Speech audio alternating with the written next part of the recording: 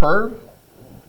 So we're going to consider a curve defined in the plane by a function y equals f of x.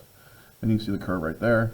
We can estimate the length by adding the lengths of line segments using the distance formula.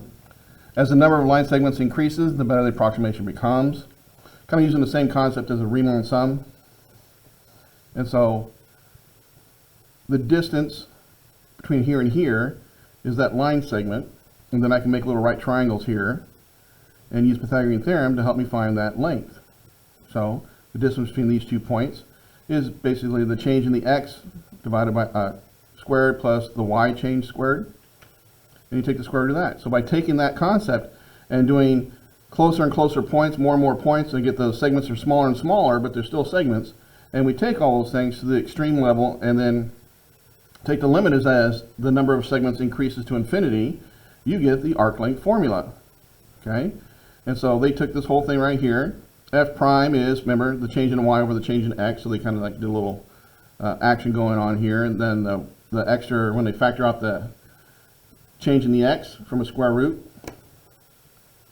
that right there just simply becomes the change in the x, which in the integration format becomes that dx right there. Okay? So this is the formula right here from a to b. You want to memorize this formula. You're going to use it quite often in the test, multiple choice, and sometimes in the free response. So let's look at some examples and how we can use this problem.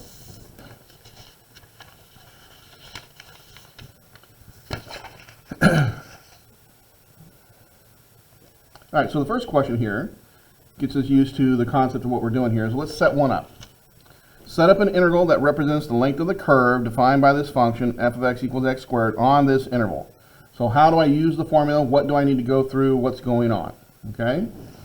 So one of the things you can do is you can kind of like have a little sketch graph to kind of see what's going on. Let's just take a look at it. 2, 3, and 4. And then at 1, we're going to be at 1, but at 4, we're going to be at 16. So if we scale this over here so we can see the 16. 1 is at 1, and then 4 is at 16, and we know it's a quadratic, and you can go through the rest of this thing, and so you know it's going to do something like that. So we want to find the length of this curve right here, okay? And to do that, we need to find f prime of x, okay? You got to find that, and you need to write it. Make sure you have written f prime of x on your paper as you do these problems, especially if it's a free response question. Okay, this is going to be 2x. Once I have that quantity right there, then I can plug into the formula, and you just simply plug into the formula. The length of the arc is going to be the integration from 1 to 4, the square root of 1 plus, and then don't forget to put in parentheses f prime, which is 2x, and square it. And then on the outside here, put dx. And that's how you set them up. Make sure you show that, and that you show that. Okay? After that, most of the time, it's just going to be on the calculator. Well, I shouldn't say that because I'm not sure exactly, but at this point, you can work this out either way as you need to work it out. Here's another setup. Let's set up an integral that represents the length of the curve defined by this relation, and notice this time it's in a y form, so, and on this interval right here where x is between these two values. I put an x here, excuse me, that should be a y. Y is between those two values. So the same thing again, we need to make sure that we find f prime of y. So what happens if it's a y instead of an x? It's exactly the same formula, you just have y's in it. Here's the alternate format in case you did not recognize it. I'll use c to d this time. It's the square root.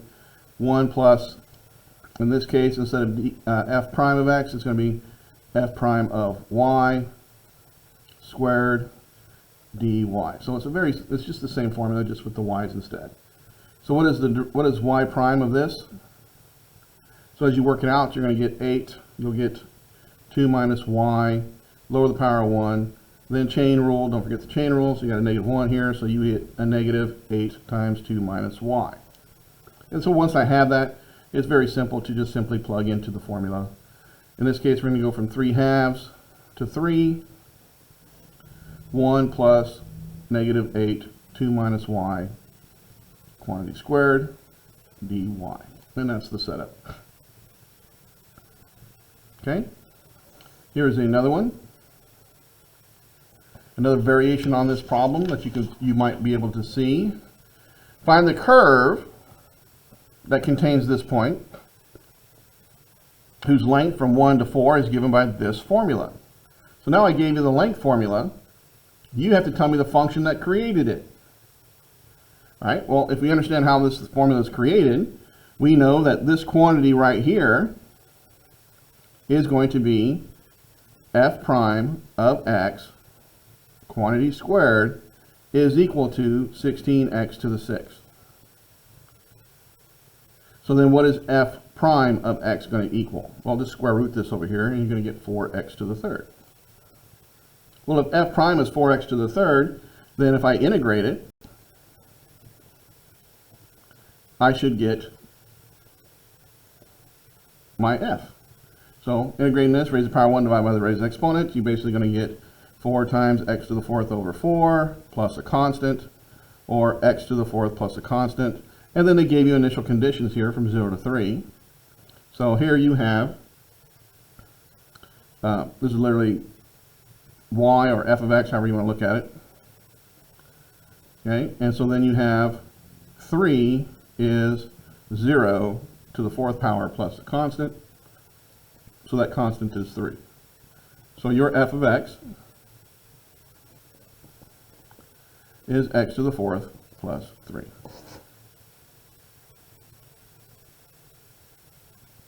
Okay, little variations on the theme that you could see, possibly see. So let's take a look at some of the other examples that I have. I have this one right here. Suppose a bug crawls on a window pane following a path modeled by that equation right there. X plus 2 sine of x. The bug starts crawling when x is 0 and stops when x is 3 pi. How far has the bug traveled? All right. So now I'm asking you a length of the path that it's following. So therefore we need to go through our process here. I need to have, here's y. I have to find y prime. And we derive this, is going to be 1 plus 2 the cosine of x. So then we plug it into our formula. We're going to go from 0 to 3 pi. And then we take the square root of 1 plus, and then we take the derivative and square that, dx. So like I said, at this point, either you try and work this out by hand, integrate by hand, or most likely you're just probably going to be on a calculator. And so you just need to type this into your calculator. Please do so and practice that technique so that you are familiar with typing everything in properly. And when you get done, you should have this number. And if I don't have this number, please let me know that I have the error here and we need to fix it.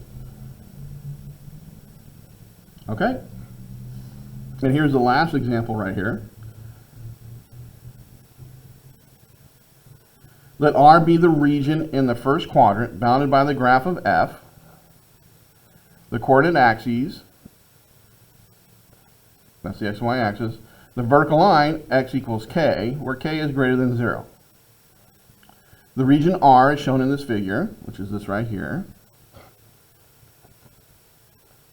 Write, but do not evaluate, an expression involving an integral that gives the perimeter of R in terms of k. So what is the perimeter? Here to here to here to here. Well, I think clearly the straight lines are pretty easy to figure out. Okay, if I'm at k here and the function is e to the 2x, then at k it's e to the 2k. That's the length of this segment here.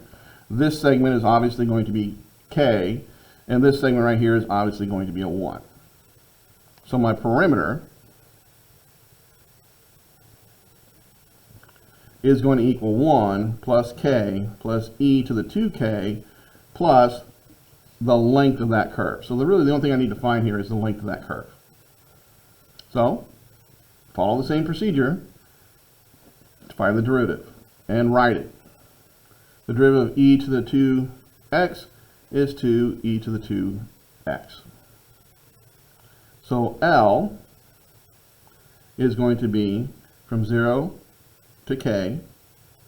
Oh, it said to write but do not solve. Sorry. Let's write it all in here. So my perimeter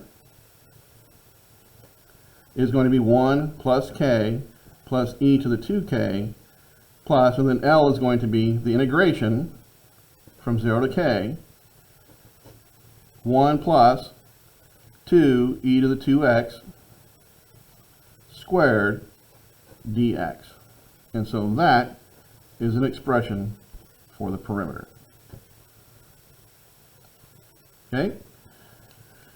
Pretty straightforward formula. Make sure you have it memorized. Make sure you remember to always write down what the derivative is you're going to use in the formula. And you're good to go. And this was a short video. And ask me questions if you have them.